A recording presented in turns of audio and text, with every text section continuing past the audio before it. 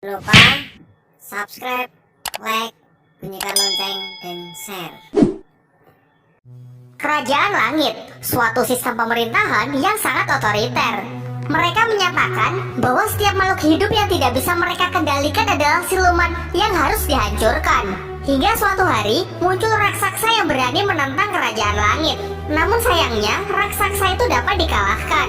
Jasadnya jatuh ke bumi dan menjelma menjadi gunung Huakuo. Sementara jantungnya tetap hidup dan berubah menjadi seekor kera yang hidup damai di sana. Kerajaan langit yang mengetahui hal itu segera menurunkan hujan api untuk meratakan gunung Huakuo. Tentu hal ini membuat si kera sangat marah. Sejak hari itu ia pun bersumpah bahwa ia akan menghancurkan kerajaan langit suatu hari nanti. Beberapa ratus tahun pun telah berlalu semenjak kejadian hari itu. Kera itu pun kini telah tumbuh dewasa yang akan kita kenal dengan nama Sun Wukong. Dengan kekuatan yang ia miliki sekarang, dengan mudah ia dapat memasuki kerajaan langit. Kebetulan hari ini bertepatan dengan seleksi penerimaan para dewa baru. Ia pun mulai berulah dengan memakan seluruh buah persik yang akan dijadikan hidangan utama. Tentu para hadirin pun menjadi sangat marah karena mereka hanya menerima hidangan berupa biji buah persik. Mereka meluapkan emosinya dengan memukul para pelayan. Untunglah muncul salah seorang pelayan yang berani melakukan perlawanan. Ia bernama Azi, seorang pelayan yang sangat istimewa. Meskipun demikian, namun tetap saja lawannya terlalu banyak. Untunglah ia sempat diselamatkan oleh seorang pria gendut bernama Juan Lian. Dilanjutkan dengan kemunculan Wukong yang datang untuk menghajar orang-orang kurang ajar itu.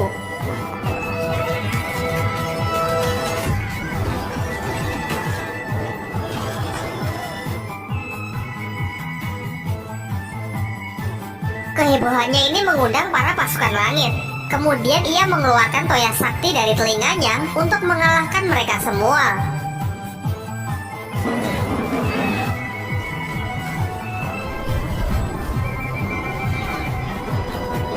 Keributan ini sampai terdengar di telinga sang ratu kerajaan langit. Lantas ia memerintahkan pengawal pribadinya untuk menghentikan Sun Wukong. Ialah dewa yang bernama Tian Peng. Ia pun segera berangkat dan pertarungan pun tidak terelakkan.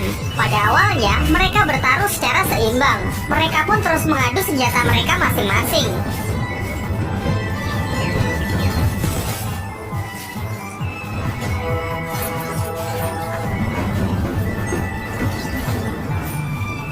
Namun seiring berjalannya waktu, Sun Wukonglah yang terlihat lebih unggul.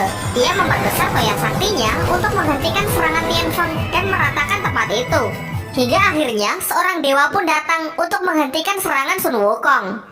Ia bernama Yang Qian yang lebih dikenal dengan nama Dewa Erlang.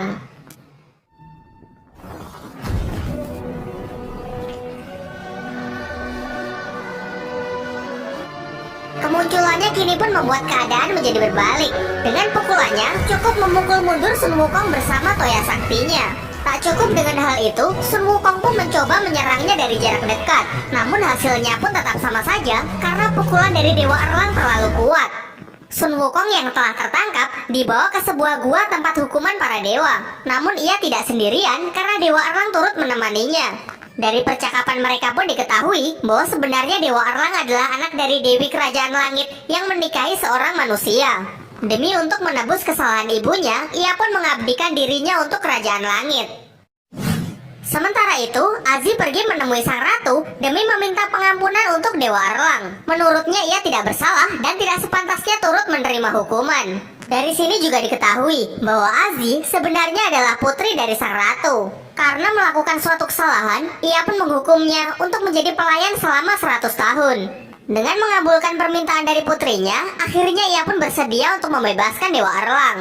Sedangkan untuk Sun Wukong, ia diberikan sebuah mahkota yang digunakan untuk mengekangnya. Dan benar saja, ketika mantra dibacakan, ia pun mulai merasa sangat kesakitan. Azi yang menyaksikan hal itu kemudian meminta alat yang digunakan untuk mengendalikan mahkota tersebut dan berjanji bahwa mulai sekarang ia akan mengambil tanggung jawab untuk mendisiplinkan Sun Wukong. Ratu mempercayainya sehingga kini Sun Wukong sepenuhnya diserahkan kepada Azi. Sekilas kita juga diperlihatkan flashback sesaat setelah Gunung Huakuo dihancurkan, di mana Sun Wukong berhasil selamat yang kemudian dirawat oleh seorang kakek. Diceritakan setelah dibebaskan, Ratu mencoba membangkitkan kekuatan dari Dewa Erlang, yaitu kekuatan dari mata ketiganya. Namun hal itu tidak berjalan lancar karena mengharuskan menghilangkan emosi dan perasaan Dewa Erlang. Sementara ia masih belum bisa berhenti memikirkan ibunya dan Azi yang merupakan sahabatnya sejak kecil. Kita kembali ke tempat Wukong. Di sana Azi merawatnya, memotong rambut dan mencuci pakaiannya. Dari sini juga diketahui bahwa ternyata Azi menyimpan rasa kepada Wukong.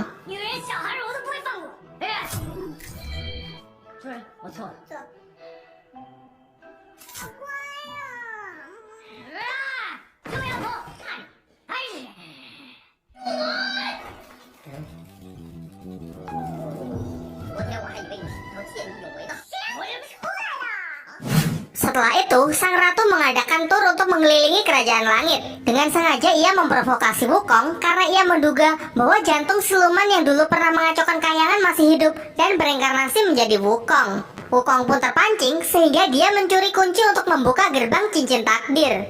Namun ketika ia hendak menyusup, ternyata Dewa Erlang sudah berada di sana untuk menghadangnya.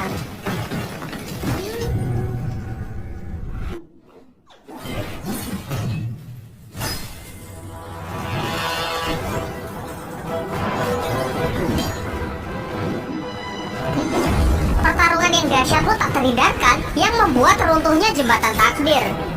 Kemudian Tian Peng pun juga masuk ke dalam pertarungan. Dilanjutkan dengan kedatangan Azi yang diikuti oleh Juan Lian. Di puncak pertarungan jembatan takdir kini benar-benar runtuh. Alhasil mereka semua pun terjatuh ke bumi dan kehilangan seluruh kekuatan dewanya.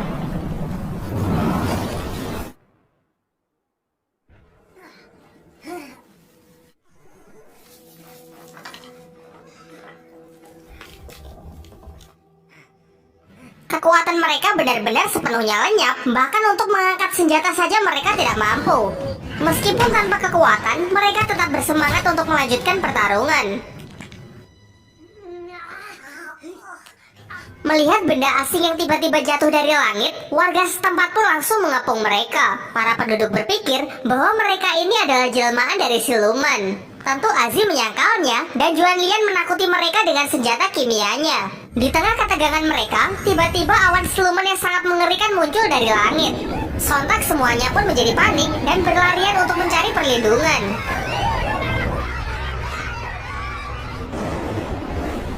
Awan siluman ini mempunyai kemampuan untuk menarik seseorang ke arahnya. Ketika semua orang telah berlindung, ada seorang anak yang tertinggal.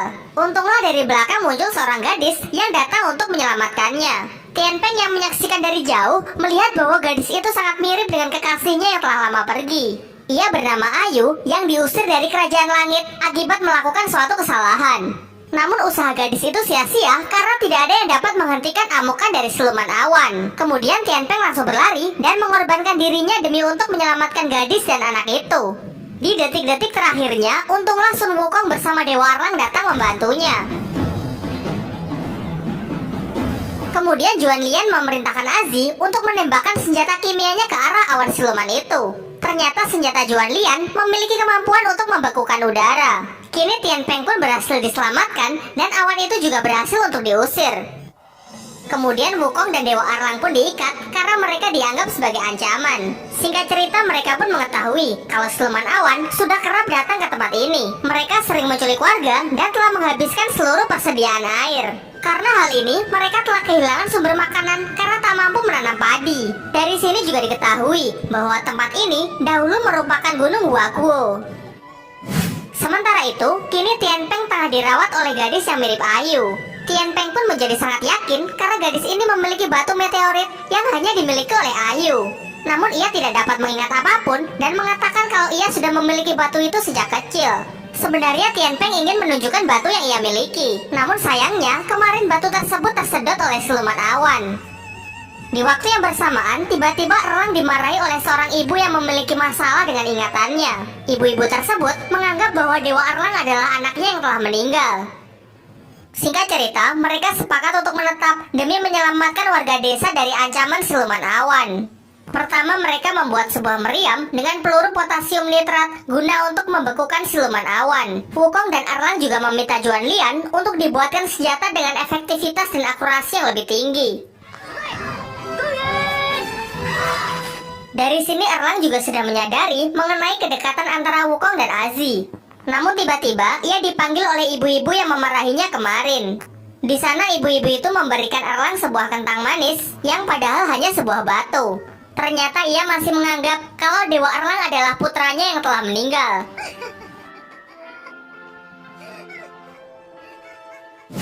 Kita kembali pada rencana. Sebagai langkah terakhir, mereka membentangkan kain merah demi untuk memancing siluman awan agar keluar. Dan benar saja, tiba-tiba langit menjadi gelap, pertanda bahwa siluman awan akan segera muncul. Namun di luar dugaan, ternyata awan itu sangat kuat. Ia merusak meriam dan bahkan hampir menarik salah seorang warga. Untunglah Wukong segera membantunya, yang diikuti oleh semua orang. Kemudian mereka bersama-sama memperbaiki meriam, namun sayangnya meriam itu tak dapat menjangkau siluman awan. Untunglah dengan cepat, Erlang segera membantu untuk mengangkat meriam.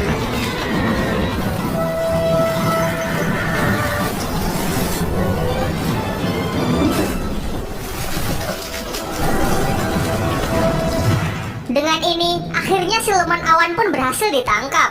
Selang beberapa waktu, hujan pun turun di Gunung Huakuo. Tentu saja, semua orang menyambutnya dengan penuh sukacita. Di sini, Tianping juga berhasil mendapatkan batunya kembali. Sementara itu, di Kerajaan Langit, Ratu dibuat sangat murka akibat kelakuan Wukong yang telah menghancurkan jembatan takdir. Lantas ia pun melaporkan masalah ini kepada Kaisar Langit. Kita kembali ke Gunung Huakuo. Terlihat semua orang tengah gembira dan merayakan keberhasilan mereka menangkap siluman awan. Sementara Tianping pergi menemui Ayu untuk menunjukkan batu meteorit yang ia miliki. Namun sayangnya, Ayu tetap tidak bisa mengingat masa lalunya. Tentu hal ini cukup membuat Tianping menjadi patah hati. Kemudian Ayu mengatakan memang apa pentingnya masa lalu. Baginya, beberapa hari di sini bersama telah menjadi hari paling membahagiakan dalam hidupnya. Lalu Erlang juga bertemu dengan ibu-ibu kemarin. Ibu-ibu itu mengatakan bahwa sebenarnya ia tahu kalau Erlang bukanlah anaknya. Ia sadar kalau anaknya benar-benar sudah meninggal. Di sini ia hanya ingin titip pesan, nanti kalau Erlang kembali ke langit dan bertemu dengan putranya, maka katakan jangan khawatir, karena di sini ibunya sedang baik-baik saja. Mendengar hal itu, kini Erlang pun menjadi teringat kepada ibunya sendiri. Sementara itu, Wukong tengah bersama dengan Azi. Ia mengatakan bahwa Gunung Huakuo dulu jauh lebih indah daripada ini. Bahkan di sini kini tak ada lagi pemandangan matahari tenggelam. Namun tanpa mereka sadari, Ratu telah mengerahkan pasukan langit untuk membunuh seluruh penduduk desa. Di sana, Ayu dan Juan Lian juga ikut terbunuh.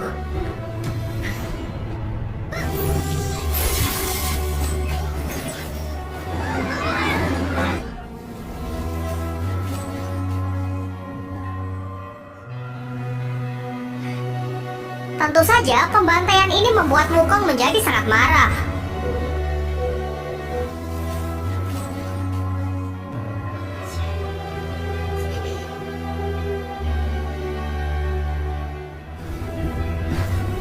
Ia mencoba melawan pasukan langit, namun hal itu sia-sia karena ia telah kehilangan seluruh kekuatannya.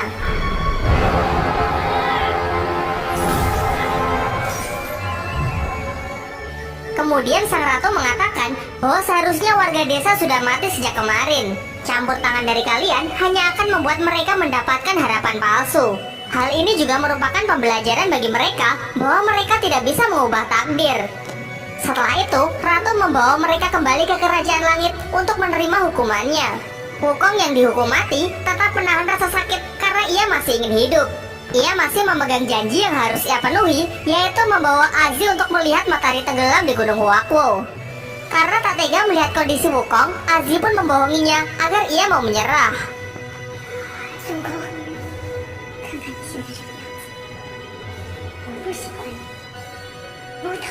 Ia juga mengatakan bahwa apa yang dilakukan Wukong ini sia-sia, karena sekarang Gunung Huakuo sudah benar-benar lenyap. Dan seketika tubuh Wukong pun menjadi hancur.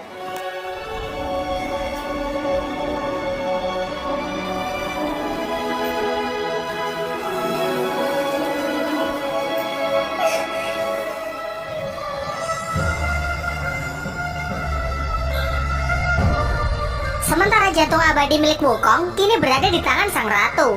Ia pun menggunakannya untuk membangkitkan mata ketiga dari Dewa Erlang. Aziz juga sudah selesai dengan hukumannya dan kini ia kembali menjadi dewa. Di sisi lain, ternyata jantung abadi milik Wukong hanyalah sebuah simbol. Shellnya yang dibuang Aziz ke bumi jatuh ke Gunung Wako dan berhasil ditemukan oleh gurunya. Singkat cerita, menggunakan benda itu, kini Wukong pun berhasil dibangkitkan kembali.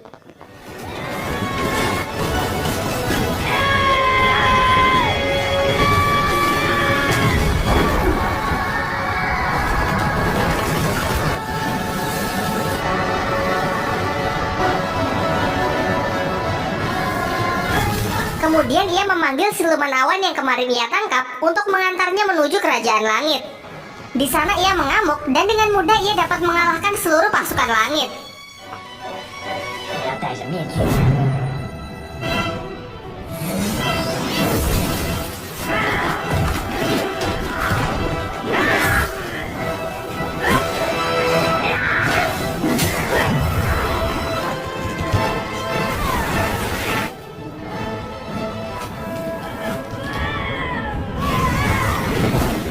Tiba-tiba Tianpeng datang membantunya karena ia memiliki perasaan yang sama terhadap kerajaan langit.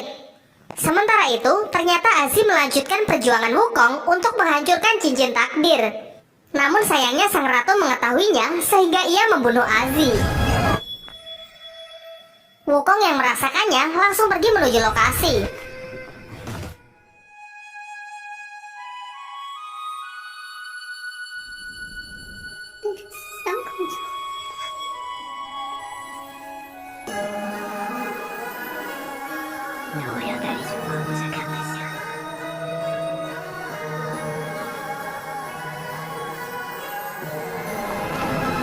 Sementara Tianpeng pun juga gugur karena ia mencoba melawan sang ratu.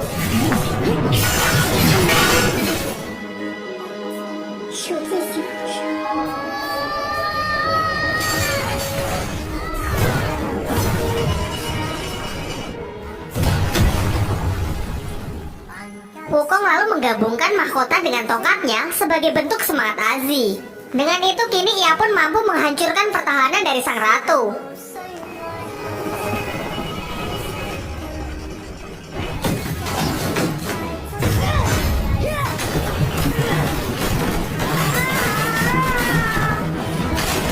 Kemudian sang ratu menggunakan Erlang yang telah membangkitkan mata ketiganya untuk bertarung melawan Wukong.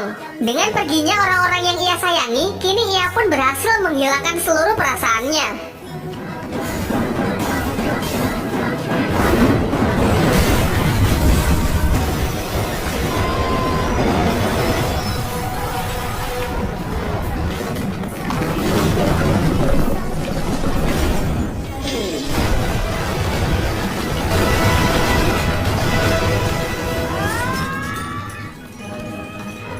Sampai ketika mereka beradu pukulan, Erlang pun merasakan kalau Aziz berada di dalam diri Wukong.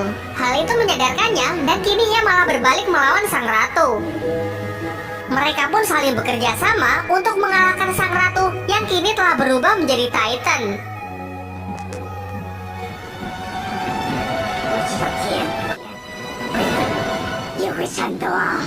Sampai pada akhirnya, sang ratu pun dapat dikalahkan.